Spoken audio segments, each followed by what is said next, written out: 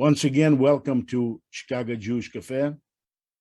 Today we have an honor to talk to Rabbi, Dr.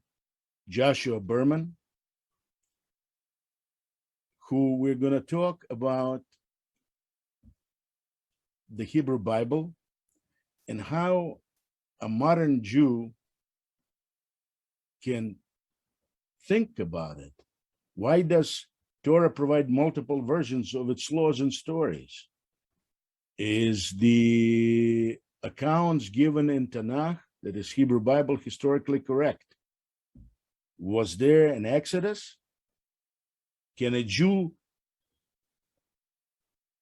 a secular Jew, seeking to be intellectually honest with himself, maintain fidelity to the 13 principles of faith outlined by Maimonides? This is why we asked Dr. Rabbi Джoshua Berman to come to Chicago Jewish Cafe and talk to us about it.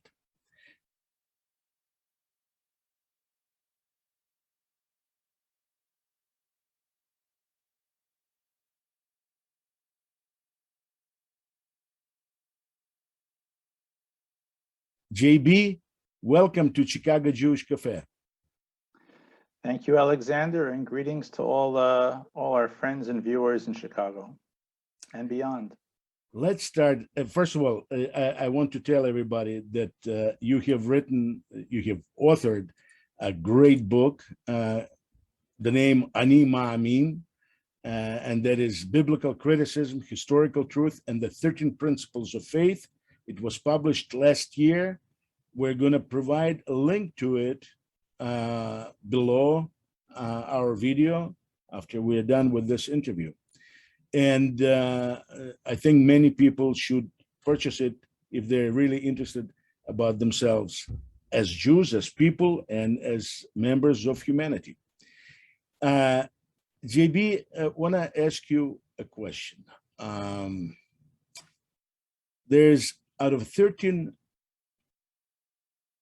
principles of faith outlined by Maimonides, there's one which is, I think, number 8, where he says that Torah has been transmitted from Moses to us without any changes whatsoever. Now, I understand from reading you that you said that it was sort of like argument against accusations thrown at Jews by Muslims in Spain. But isn't there also Jewish tradition which says that when our ancestors came back from Babylonian exile, they brought with them a new alphabet and a new text, new language? That is part of our tradition. Mm-hmm. And the characters of alphabet that existed at the time of Moses were completely different. So how do you reconcile this thing? Right. So what you're saying, Alexander, is correct, that the rabbis fully affirm this, that they're, and we know this archaeologically also to be true, that during the time of the First Temple period, the Hebrew script was an ancient Hebrew script, which most of us would not be able to read today unless you've gone to a university and learned how to read it or have taken the time to master it. And that roughly around the beginning of the time of the Second Temple period, the Jews returning from Persia or from Babylon brought with them a different alphabet. In other words, it was the same, Aleph and Bet and Gimel, but the form of the letters was different, and it's the form that we have until this very day. This is why when you see, for example, Dead Sea Scrolls, even though they're very ancient, they're highly legible. If you know the alphabet that you were taught, wherever, if you're capable of reading modern Hebrew script in a newspaper or in a prayer book or in a Bible, then you'll be able to read the Dead Sea Scrolls as well, because they're written in this newer script. Now Maimonides claim that no words no letters of the Torah were changed, what he's referring to there is the content. That is to say that all the words are spelled the same way. Where Maimonides outlines the 13 principles as a whole and the 8th principle in particular, he makes no claims about the forms of the letters. So those two things are kind of unconnected, I think. But wasn't it the main thrust of accusation on the part of Muslims, especially that anti-Semite of early 11th century, that Jews were changing dots and little elements of the text? And here we're talking about complete change, and in rewriting, there's always a possibility of mistake.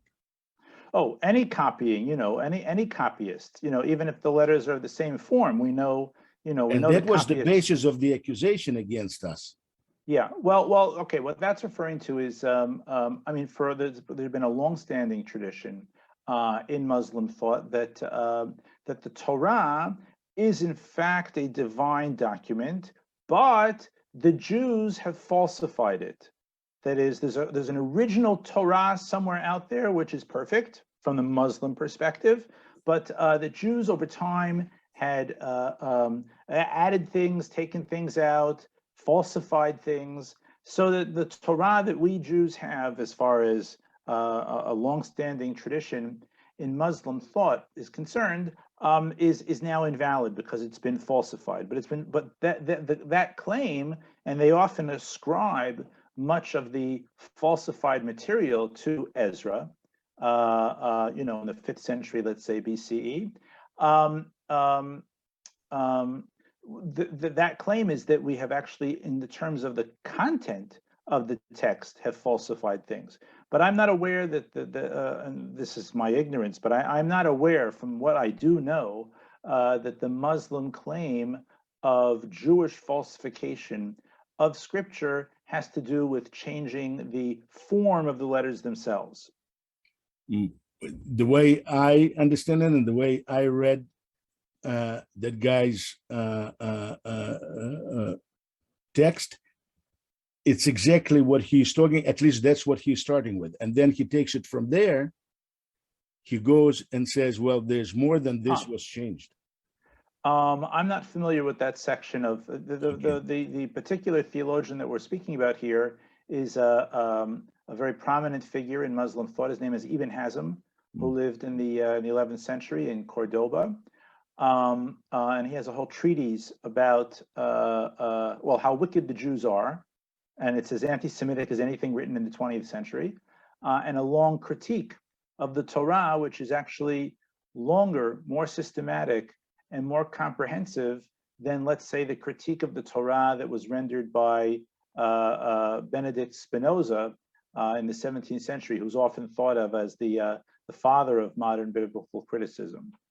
So I don't recall that at least from what I've seen, we don't have the text of Ibn Hazm's work exists only in Arabic, and I think it's been translated into Spanish as well. I did not read it in Arabic. I read it in English translation. Right.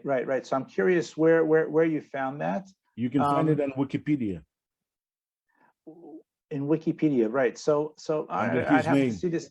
I'd have to see the section. I'm not familiar with the claim about.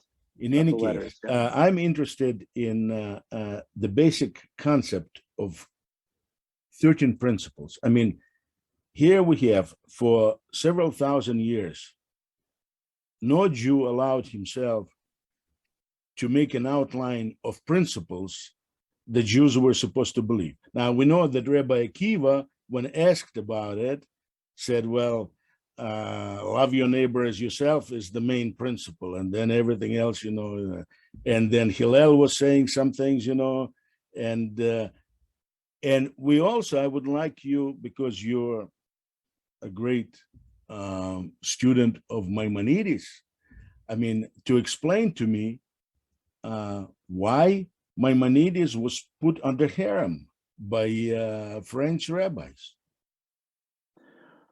Well, I can speak more about. I don't know if it had to do with the principles per se. I think that it had to do more with Maimonides' introduction of philosophy. But I thought that that was one of the things, the rabbis consulted was Nachmanides, and Nachmanides was against the very idea of principles.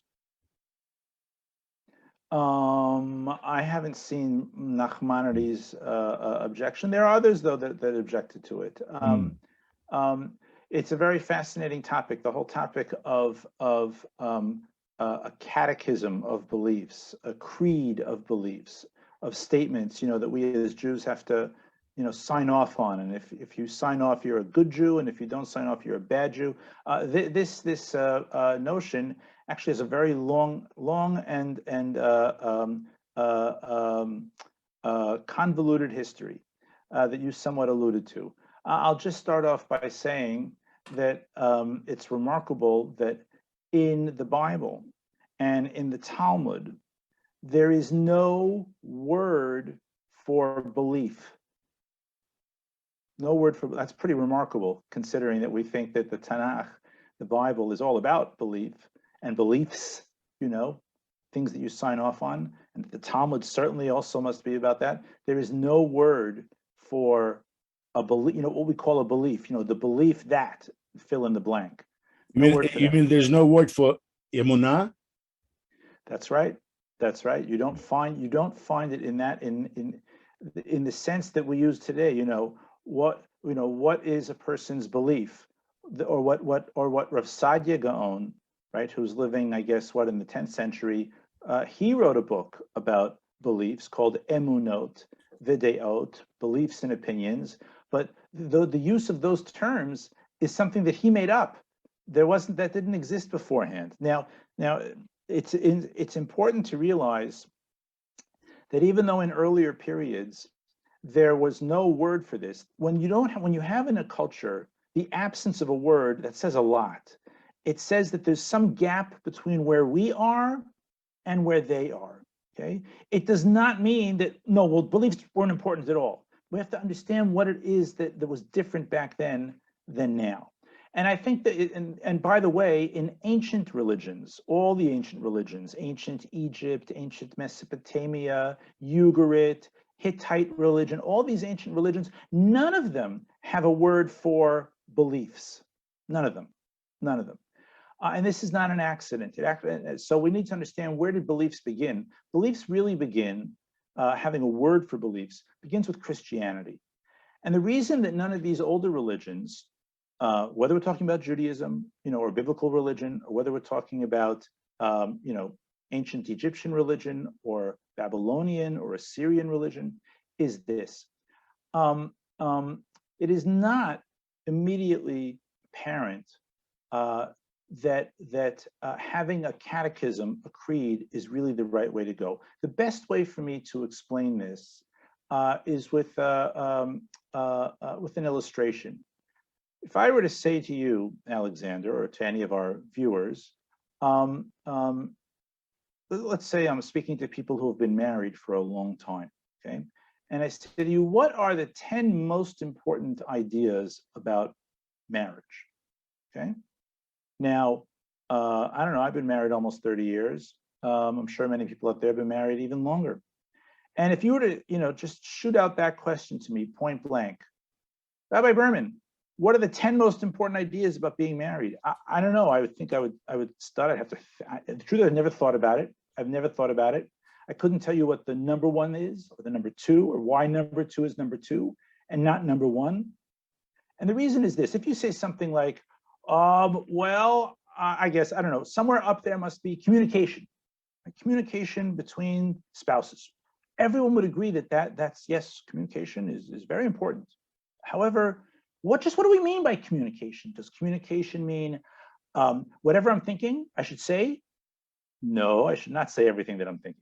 Does communication mean whatever I'm thinking, I should say right now? No, the timing is pretty critical.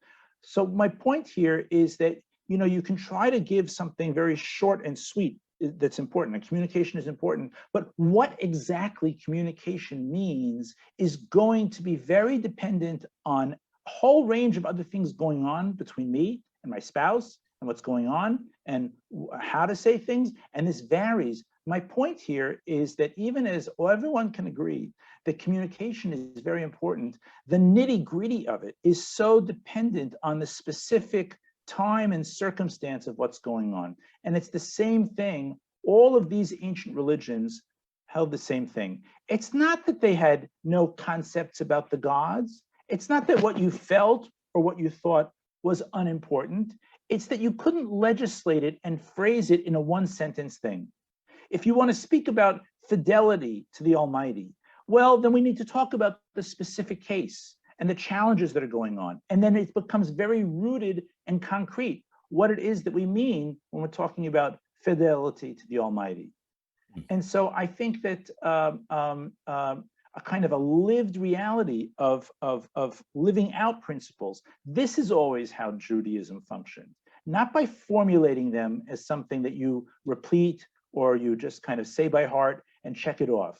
You live it, and the way in which it's lived varies from day to day and from year to year. Are you saying the 13 principles of Maimonides mean nothing? No, I'm saying that I think that there were always very important ideas that Jews lived by, and the reason that we have I don't have a Tanakh here. The reason Tanakh has to be such a fat book. I mean, why does it have to be such a fat book?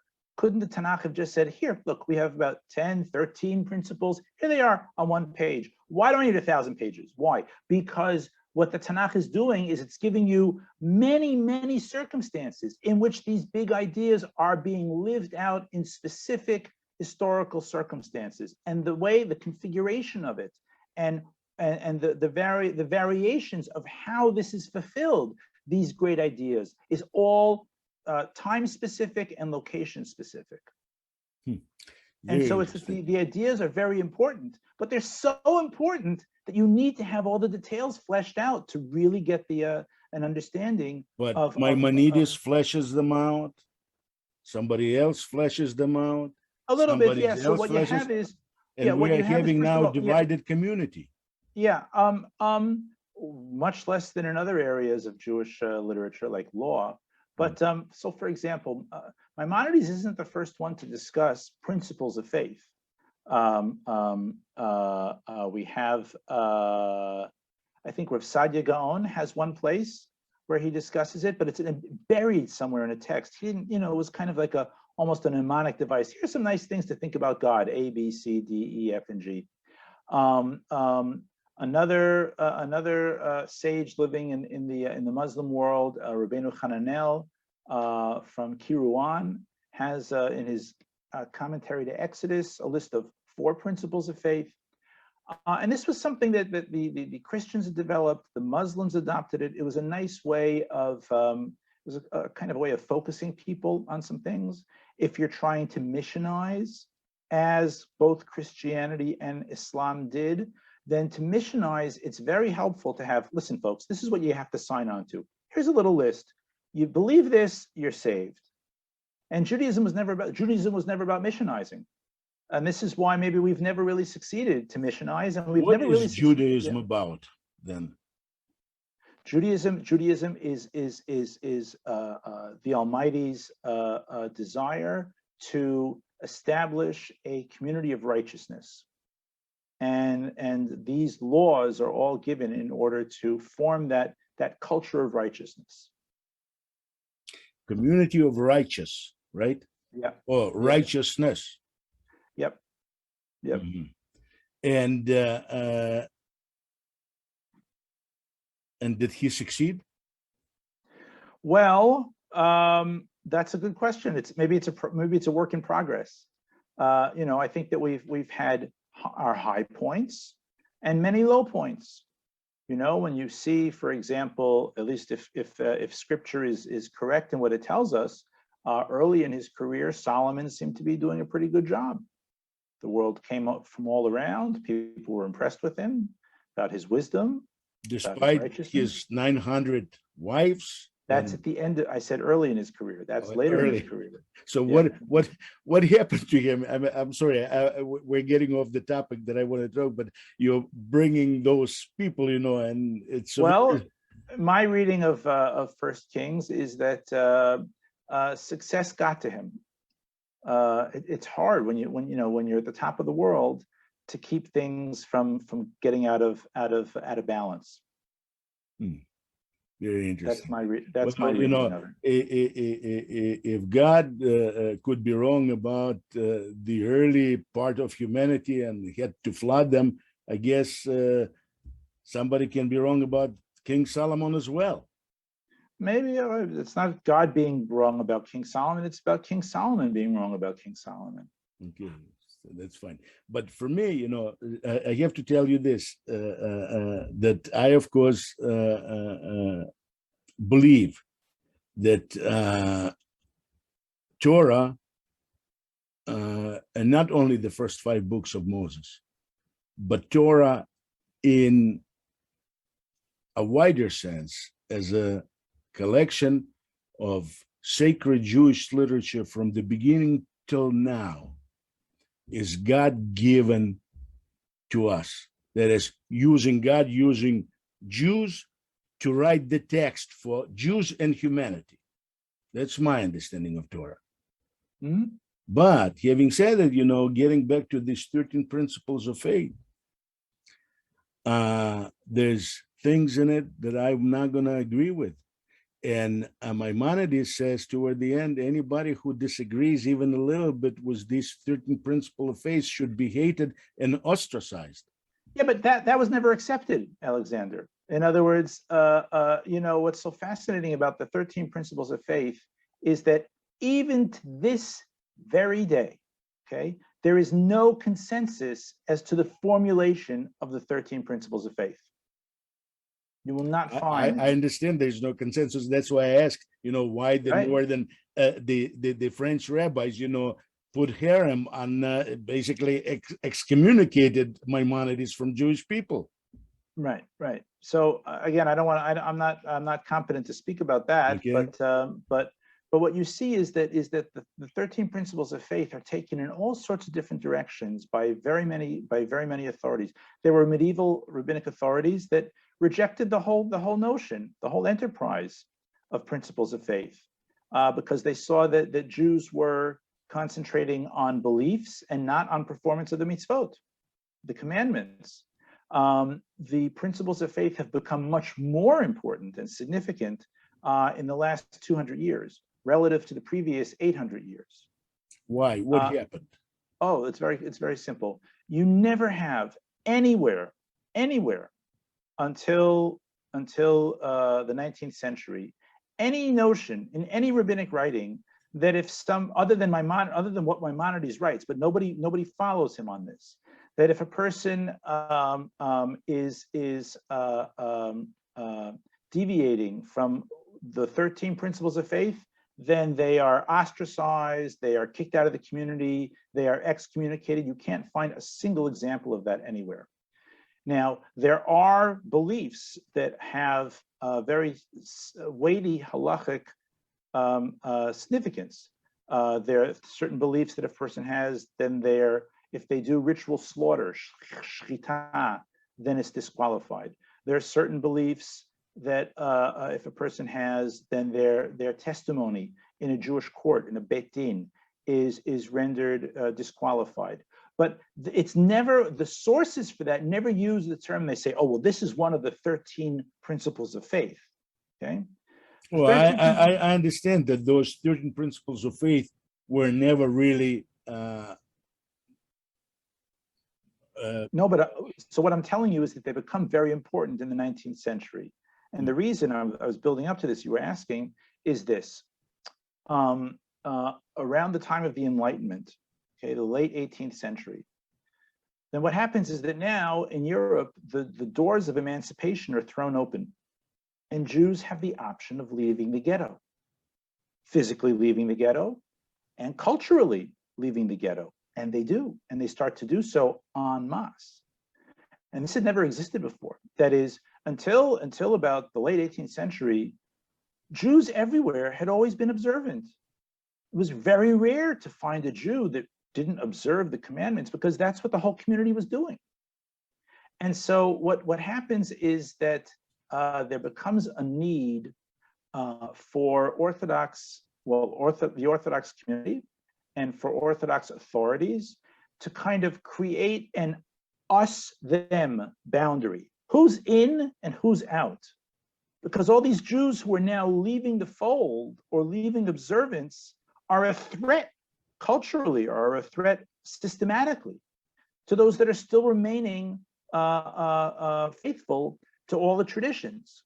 And so a whole series of walls and boundaries begin to be erected so that those who are still on the inside, who are still loyal to the tradition, will know who are one of the good guys. Are you with us, or are you outside of us? In fact, the very term Orthodox Jewry, Orthodox Judaism, is from this time. That is to say, in the 16th century and anything earlier, no one would have understood what you were saying if you were to say Orthodox Jewry. This is Jews. Orthodox, the need for a title, we are the Orthodox Jews, is because we are not the Reformed Jews, we are not the assimilated Jews. So there's a whole series of boundaries that go up. And the 13 principles of faith are part of that boundary, because now authorities are looking for a way, a kind of a litmus test. Are you a good Jew or not a good Jew? And so now, since these principles had always kind of been on the books, but no one had really given them, great importance, they suddenly become very greatly important. And to this day, that's how a lot of rabbis look at them. So you're saying that when the legal walls or the borders have been taken down, the Jews needed to establish their own understanding of who is within the borders and who is out. Yep. That's right. And did they succeed? Well, I don't know how we measure success, but success is that the Orthodox knows who's in, who's out. I or think Reformer so. knows who's in, who's out. For example, well, they have their own definitions. I'm speaking only from within the tradition. Just one second. You said they. You see already. Boom. Sure. Not Jews. They. Reformers. Well, now, right, because I can't speak for what are the walls and boundaries that Reformed Jews have. I think even within themselves, but among they have. Orthodox Jews, Mm-hmm. what you call Haredi Jews in Israel would not accept your way of Judaism as appropriate. Yes and no, partly yes, partly no. Listen, Alexander, the issues that I discuss in my book, I was invited to Williamsburg, Brooklyn, right? That's the capital of the Satmar universe, to give talks within the Satmar community. Now I have to be honest, I wasn't speaking to the entire Satmar community, but there are a lot of people there, I will tell you, who are deep in that community, big hats, long payout, and they want to hear about this stuff. It's in the United States. Yes.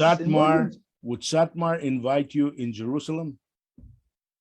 I have people here in Israel too who are interested in what I'm doing. Very interesting. Alexander, let me explain something. Yes. The walls are coming down everywhere. Okay. The cultural walls that the Haredi world has built. What do you mean? What do you mean they're coming down? What I mean, how can they come down?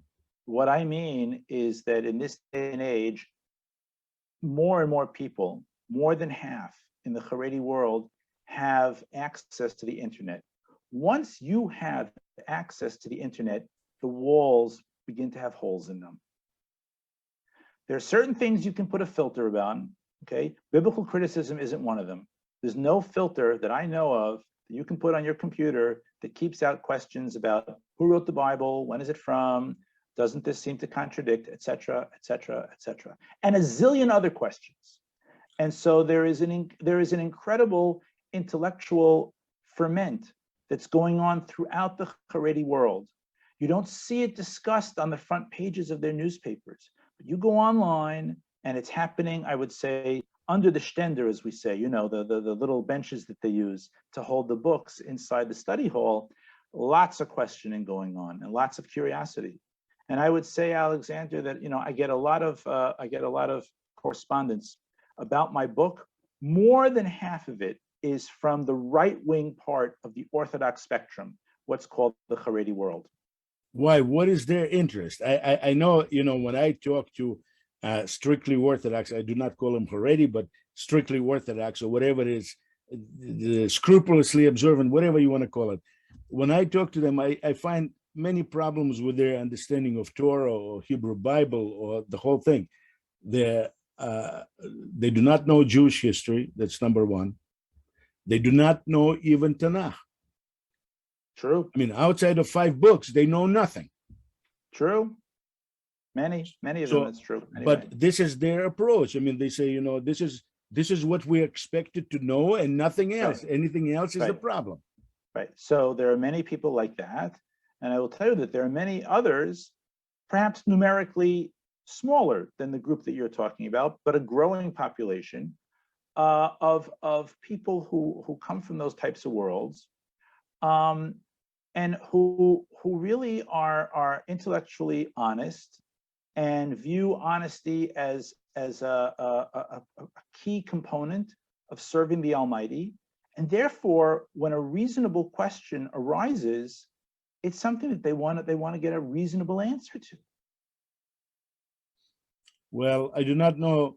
To me, it sounds very promising, as you said, but on the other hand, I also have a problem with this approach. As you see, I'm not an Orthodox Jew in the way you imagine or in the way Haredi imagine, especially the way Notarei Karta imagines.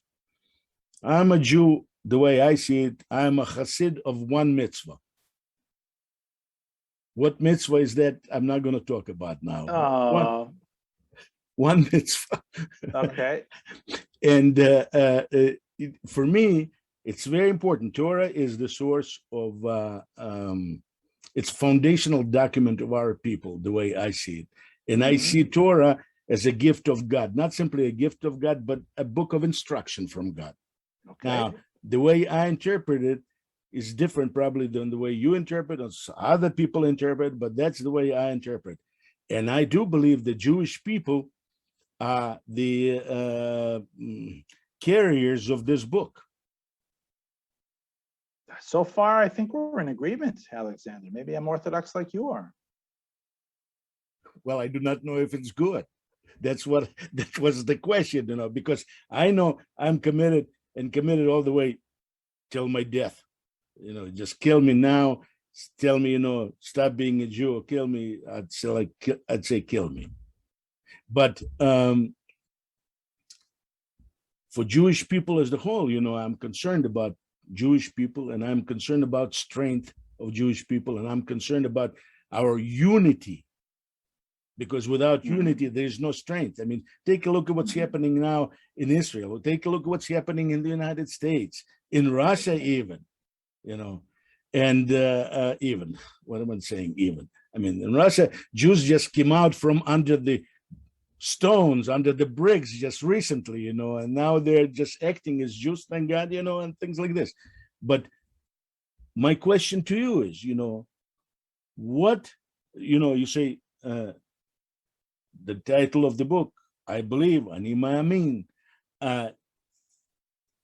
What do we need to do in order to bring our people together? What is the principle? You see, I'm getting back to the principle, to the faith, which I believe maybe is the wrong thing, as you said. But what do you believe we need in order to bring, or to, I do not know if I want all Jews to be thinking the same way as I do. I really don't. But to bring Jews together and to keep on going as a single nation, as a single people.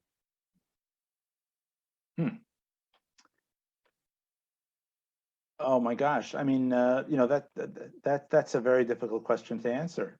How do we achieve that unity? I think that it But can if I only cannot exist. ask this question of you, who in the world can I ask this question? No, no, listen, I can tell you what I think unity needs to be based around. That I can answer. Okay. How to get everybody to sign on to that. If I did that, I'd be the Let's start Messiah. with the answer that you Well, know. I think that Jewish unity needs to be predicated on a commitment to Jewish peoplehood that's expressed by marriage, who we marry, by a commitment to raise our children with Jewish education, by a commitment to an interest and an avid support for the Jewish state. That doesn't mean a blanket endorsement of all its policies, but that it's an important issue for us. We see it as our home, whether we live there or not. Jewish unity has to be predicated around a continuity of the Jewish tradition in conversation with modern times. But you have to have some notion of a Shabbat. You have to have a notion of the language. Language is critical.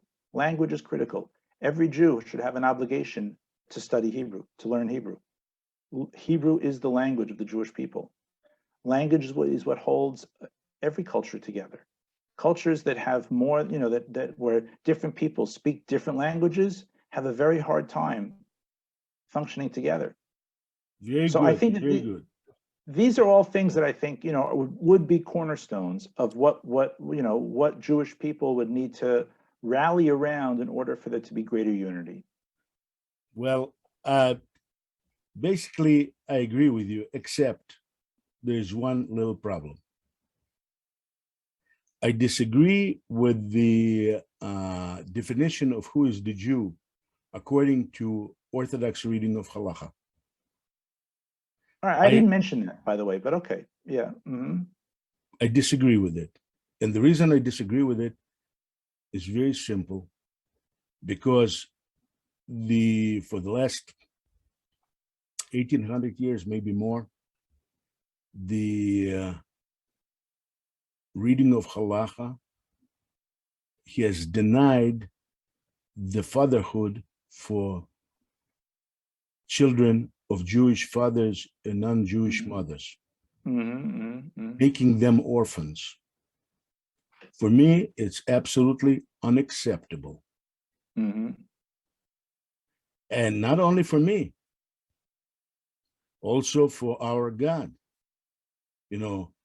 Exodus 22, 23, if you are going to hurt widow or orphan, they're going to cry to me, and I'm going to make your wives widows and your children orphans.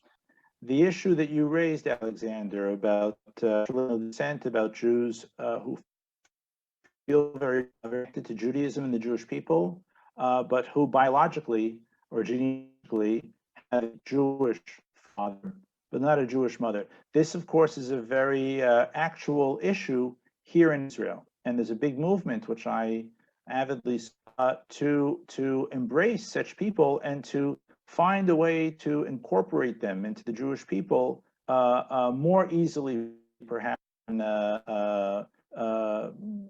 has been the way in which people have converted in these times. That is, that they should have a conversion that basically consists of their commitment to living in Israel and participating in the people here.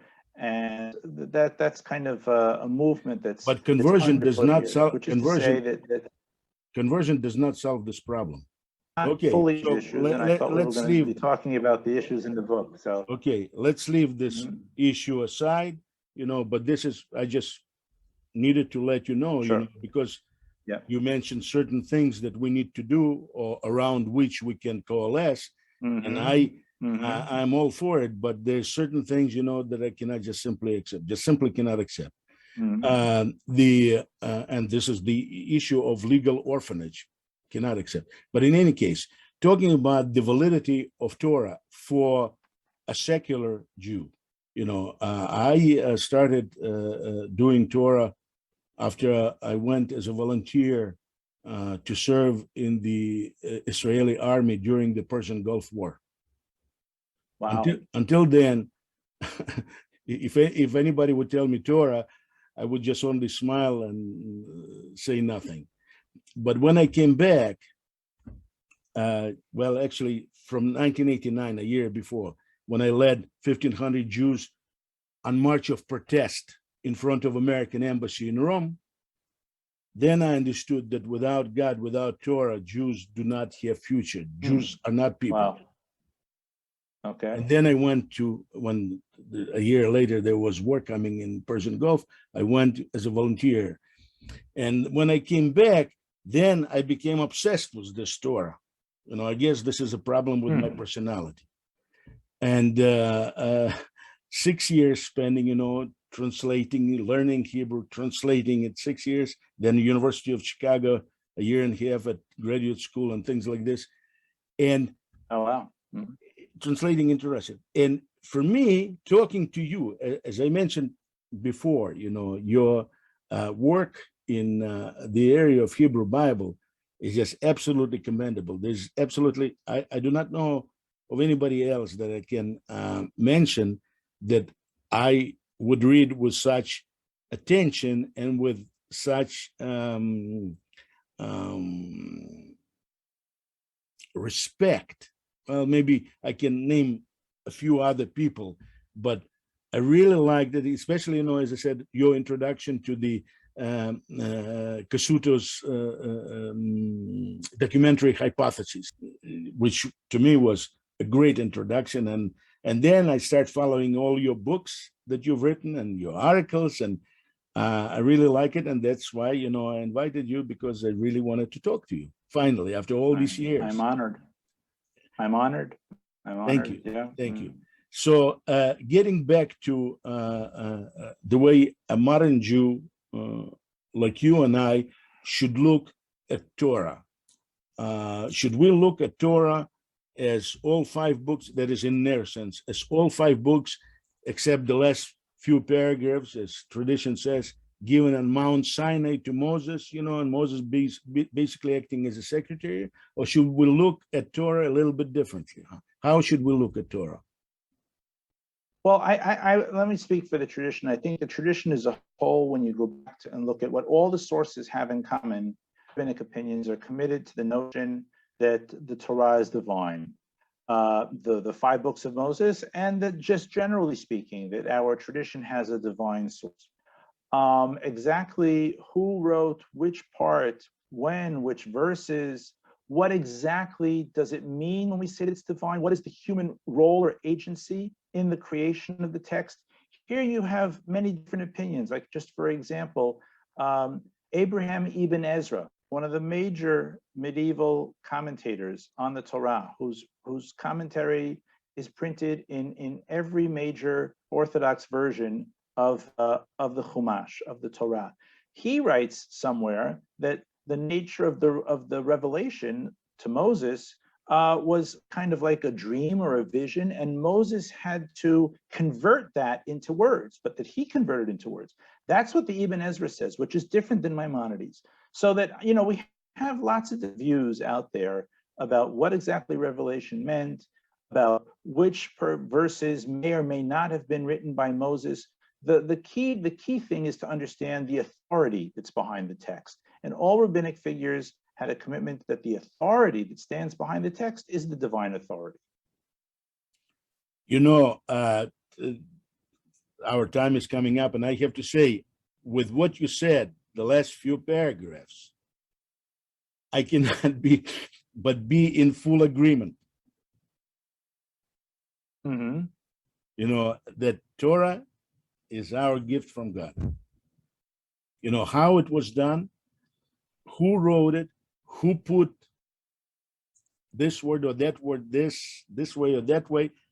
I mean, this, in my mind, it's of course human beings, but it's human beings who are part of the process.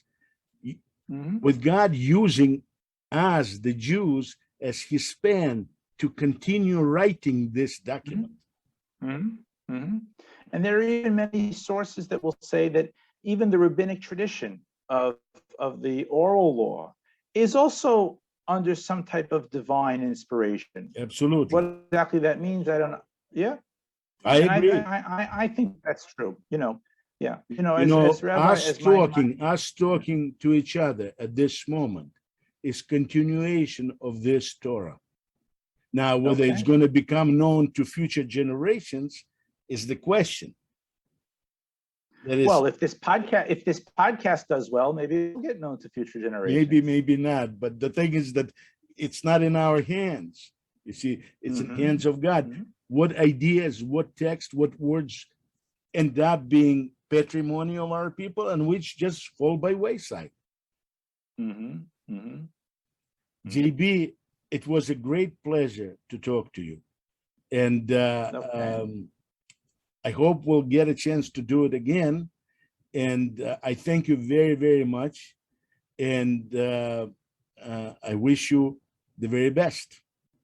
Okay, Alexander, and to all the viewers and listeners, thank you for the attention. And maybe we continue discussions like this. They're very important. Thank you. Thank you very much. Bye. Okay. Bye-bye.